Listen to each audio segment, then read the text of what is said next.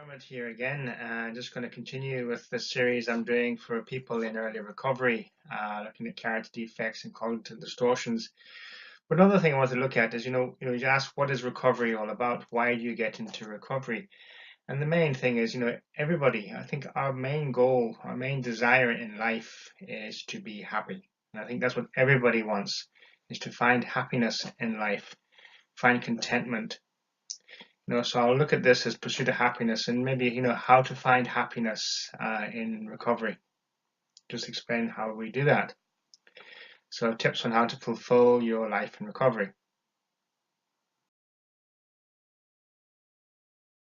So just to introduce this, we'll look at what is happiness to me or to kind of all of us.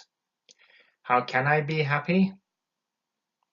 What do I need to do to stay happy? How do I deal with adverse life situations and people and stay happy? How do I deal with my own negative emotions to make them more positive or to turn them around? And what does it mean to be in being or in a state of being?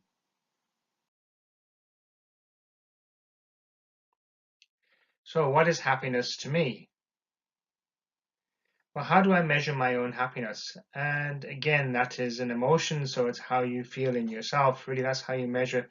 Happiness is not a static thing. It's not, you're there and you're up and you're always happy.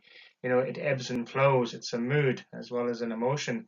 So happiness can come and go, but you'll know how you are when you feel happy. Some people think I'll be happy when this or when this happens to me, that's when I'll be happy. But happiness is always there, it's always coming and going. So it's very hard to measure in the sense of what scale of happiness or how happy am I. It just depends on what's going on, how you're feeling, etc. What influences you, what gives you passion and all that. How do I know if I'm genuinely happy? Well, you feel it inside of yourself. Of course you will. When something's really lighting up your heart or has lit up your heart, you know it, you feel it. It's not just put on. It's genuinely in there. Can happiness be learned or grow? Fake it to make it? Well, yes, you can. You can learn to be happier. And that's something it's not it's a skill set, I suppose, in a sense. They say fake it to make it, but you can learn, train yourself, or even trick your subconscious mind to be happier. Because remember, it's your subconscious mind that dictates in the background how you should be. Will my happiness affect others? So of course it will. Happiness spreads. So if you're happy and if you're laughing and smiling, people instinctively react the same way. I'm sure you've never smiled or laughed or, been light with someone and they've scowled at you. If they have, that's their own issue. But in most cases, happiness does bring the goodness out of other people. Is happiness contagious? Of course it is. Of course it's contagious. You watch something funny on TV or wherever, or someone tells you a joke or a funny story, you're going to laugh. You are going to laugh. So how can I be happy? Happiness comes from within. And if there's one thing that you learn from this talk today, and it's just only one thing, and just remember that happiness is an inside job. So it comes from you. We're living in a society now where we are conditioned to think that, for me to be happy, I have to have stuff. I have to have this, that, or the other. This needs to be entertaining me. That one needs to be doing this for me. So we think that everything and everyone around us has a duty to make us happy. But that's a complete fallacy. That's, how we've been conditioned in life nowadays. Happiness is an inside job. You look at children in Africa who are poor and they've got nothing but the clothes on their back, even that. And they're always laughing and smiling and playing and they're happy because it comes from within. That's what they know. So it's not that you need stuff and things and other people to make you happy. You have that within you. Happiness comes from within you. Challenging negative thoughts and feelings and replacing with positive ones. That's a life skill. That's something we have to work on every day. And rather than be focusing on the negative thoughts only because that's where our subconscious mind is kind of looking, it's looking for the negativity. It's once you do notice a negative thought, rather than shoo it away or, replace it with a positive thought. So what's the opposite of this? What's the opposite of sad? Is happy. So if I'm feeling sad, what do I need to do to feel better? So it's just catching yourself. That's the skill part of it. That's the life skill. And the more you do it, the easier it does become. It becomes habitual or a routine. Focusing on the here and now as much as you can, and that I suppose makes sense in the end of the day, because we live very much in the past and we worry very much about the future. So living at this moment is where we're living in reality. That's where we're at right here, right now. I'm sitting in front of you looking at a computer.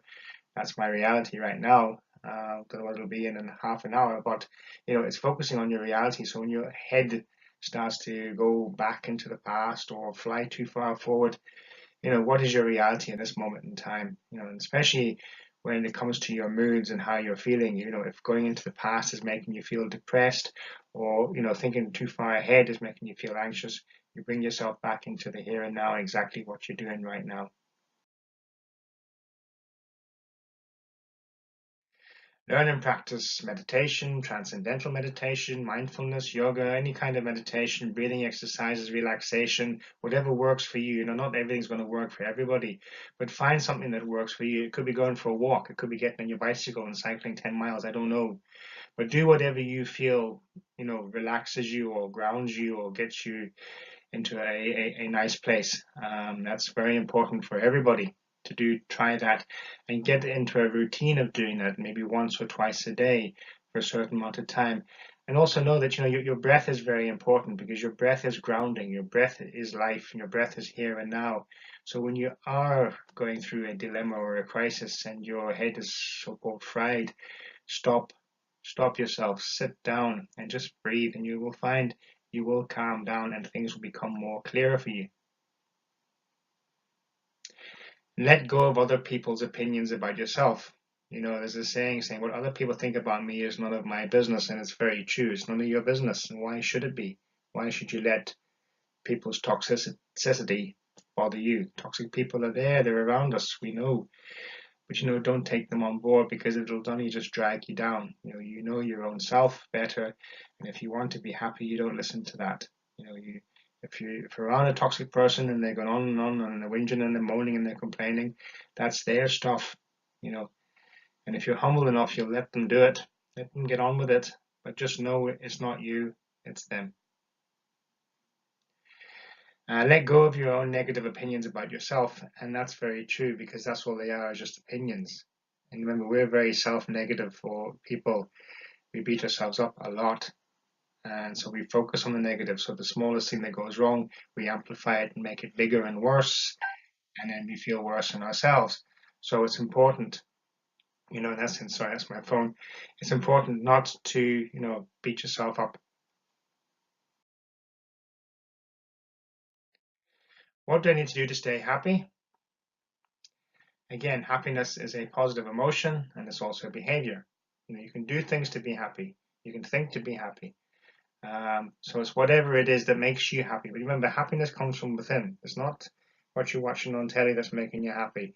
It's not what someone's telling you a joke that's making you happy. That comes from within. Those are just things that happen around us that can trigger that happiness. Contagious. Our happiness is contagious. And the more happy you are, you will see it on other people. And that helps it helps relieve a lot of tension, especially when you're happy. Not to dismiss things in life, but just, to generally be happy and try your best to be happy, no matter how hard things get. If you can be happy and hold on to that happiness in your heart, you will get through things a lot easier. Sorry, that's my phone again. Do what makes you happy and avoid what makes you sad. And try that. It's not always possible, because there's things we have to do in life that are not comfortable to do, that are hard to do. That's life. We have to deal with it, So, but in yourself, whatever makes you feel happy. So don't be sitting and watching something that'll depress the head of you, or over worry about something that there's nothing you can do about. Try avoid those things if you can, because especially if you're powerless over them, what's the point in getting all caught up and worried and anxious and depressed? So it's try and focus on things. It's like, I don't watch the news on TV because I find that depresses me. But I'll wait for it to be over and watch the weather, and that depresses me even more. No, but yeah, it's things like that that can pull you down, can drag your mood down.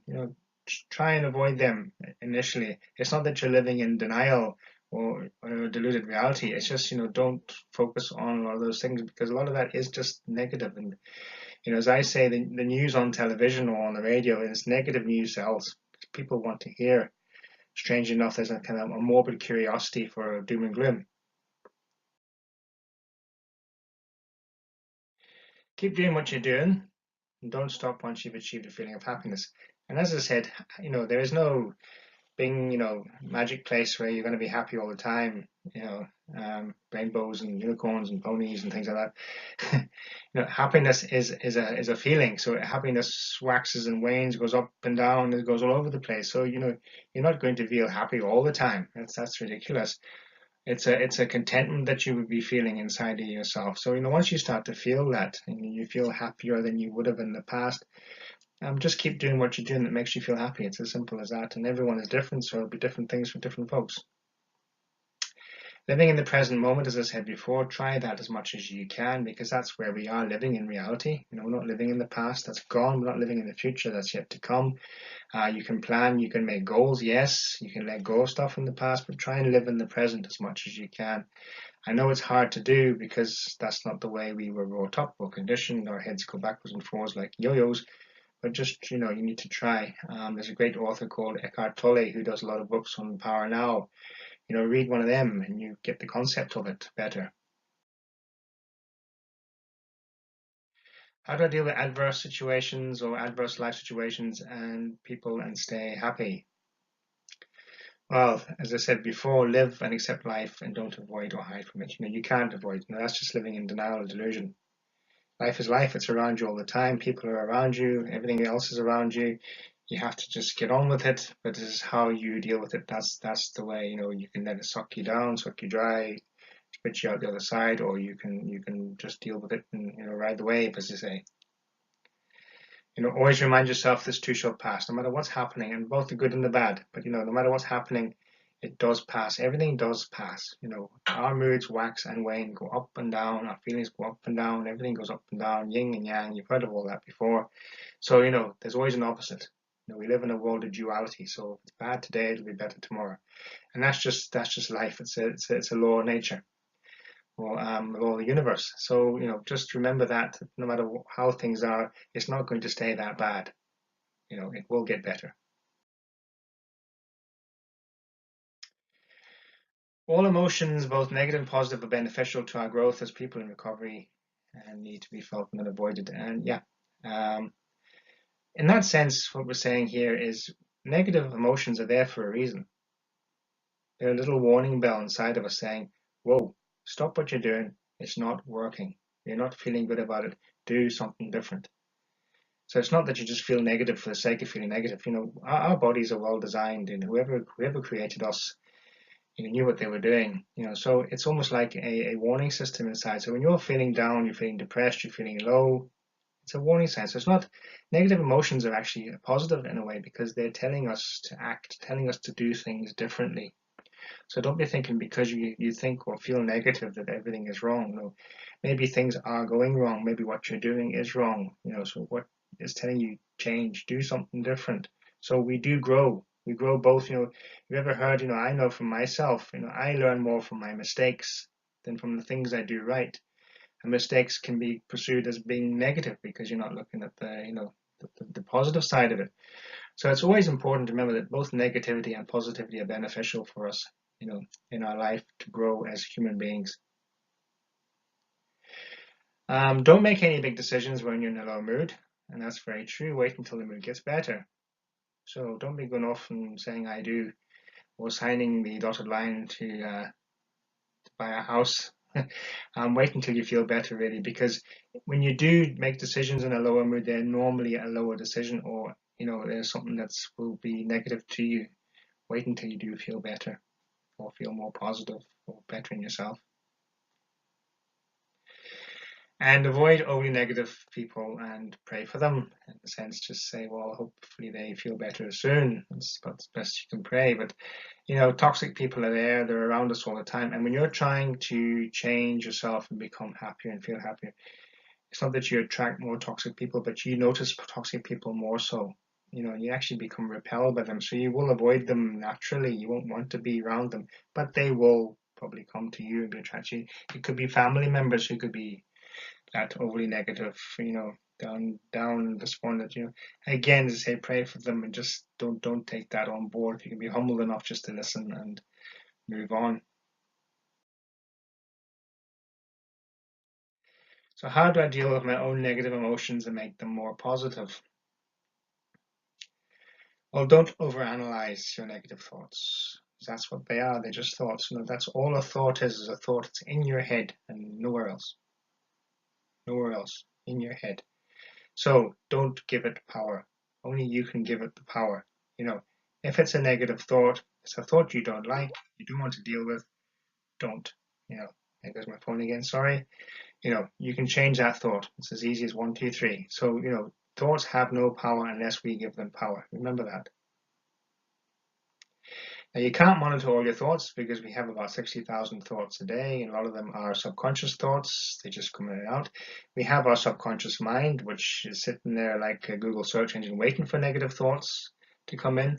So we have to challenge that too. So it's a hard job in the beginning because the subconscious mind reinforces those negative thoughts as fact and tells you that this is true. You're not good enough, you're no good, you're good for nothing. Those kind of things that were kind of imprinted inside of us from a young age and even through addiction. So although you can't monitor your thoughts, you can monitor them in a sense by feeling. You might not notice all the negative thoughts going through your head or the negative sensations that you're picking up, but you will feel it. So once you start to feel it, I'm thinking wrong here, there's something going on, I need to change my thought pattern. As I said, use your own emotions as a barometer to your own thinking. So when you start to feel bad, know that you must be thinking bad. And always check the facts before you make a judgment. Don't jump to conclusions, don't think, oh, because I think this, that this is real. Our thoughts can trip us up a lot of times. So, we have to be careful there. Our emotions can trip us up a lot of times as well. We can be emotionally driven and make mistakes. So, get the facts first, be congruent. Make sure it's congruent before you act or react. So what does it mean to be in being? So recovery in life, as I say, life is experiential. It's not a one-off situation. Life is a learning. We learn all through our lives from the minute we're born to the minute we die. So we've never learned, but we're becoming. In the sense, the knowingness or the awareness is always growing in us. The saying that all people are wise, and yes, because they have the experience of life behind them. So there is a wisdom there. Sorry. Recovery is a lifestyle change. So again, you're changing everything from the inside out. That's your thoughts, your feelings, your behaviors, your situations, maybe even, how you see yourself with others, how you see yourself in yourself. So, there's all that happening, that lifestyle change. Recovery has to evolve into a major part of your own daily routine habit. So, it's part of, if you don't have that in your life, it's not going to work. So you have to make those changes. In anything in life, if you want to better your life, if you want to be happy, you have to make changes. It's not just going to land on your lap. You have to get off your rear end and you have to do the work. And initially it is very hard because changing any routine and changing any habit is very fearful at first. You'd come well out of your comfort zone. It's not what you're used to doing, but it has to be done. You have to take action, but the rewards are worth it at the end of the day. So you have to just keep doing it, but do ask for help on the way. So when in a state of being, you're in a state of acceptance and not resistance, and that's just the being there, that you're content with where you're at. You're not pushing it away or fight with it. It's just looking, this is where I'm at, and this is where I'm at. I'm quite content now. Although life around you will probably be the same, You will feel an inner peace and not harbor resentments, anxieties, fears, and other character defects. And that's progress. That's, as we progress in life, it's not perfection, it's progress. And you do start to make those changes inside of you. Not saying you're going to have a perfect day every day, because life is life and it's up and down. But you'll lessen those resentments, you'll lessen those anxieties, you'll lessen those fears, and you will lessen those character defects. So just to sum this up, as I say, happiness is an emotion that can be learned and worked towards. And it is. You can learn to be happy. You can train yourself to be happier. It is an emotion. It comes from you. It doesn't come from outside of you. So it's in you. So it's whatever you feel. Keep a check on your emotions. They are okay. Don't run away from them. Don't panic if you're feeling, sad or depressed. It's there for a reason. Look at it. Look at why I'm feeling this way, and then you can work through it. Letting go of negativity. Once you identify the negativity or what it is, once you know what it is, then you can let it go and you can move on. Replace it with positivity. Check the facts before you make judgments and assumptions. It's very true. Make sure it's congruent. Don't jump to conclusions or become reacting.